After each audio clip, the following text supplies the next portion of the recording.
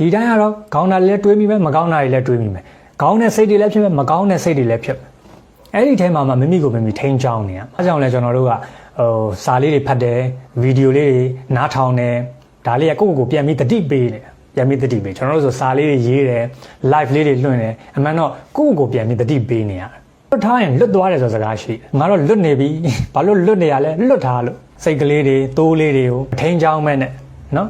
တေချာမထိန်းမဲ့နဲ့လွတ်ထားလိုက်သွားကျင်ရသွားနေကြမဟုတ်ဘဲနဲ့တေတေချာချာလေးထိန်းထားမယ်ဆိုရင်သွားကျင်တိုင်းသွားလို့မရအောင်ဒီတိုင်းမဲ့တစ်ခါလေးမှာကျွန်တော်တို့အတွေးကိုလည်းကောင်းကောင်း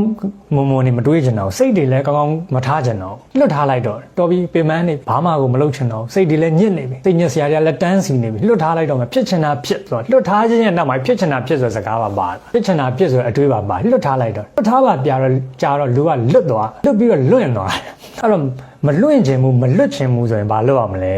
လွတ်ထားလို့မရအောင်စိတ်ကိုလွတ်ထားတယ်ကျွန်တော်တို့ဘာနဲ့ထိန်းရလဲဆိုတော့တတိ